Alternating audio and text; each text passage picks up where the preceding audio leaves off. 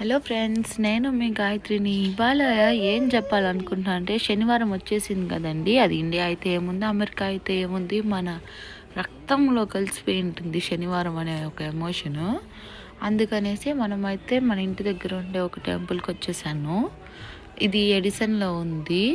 మీకు ఎవరికైనా దీని లొకేషన్ కావాలంటే నేను కింద డిస్క్రిప్షన్ బాక్స్లో ఇస్తాను, ఒకసారి చెక్అవుట్ చేసేయండి. టెంపుల్ అయితే చాలా పీస్ఫుల్గా, చాలా బాగా అనిపించింది.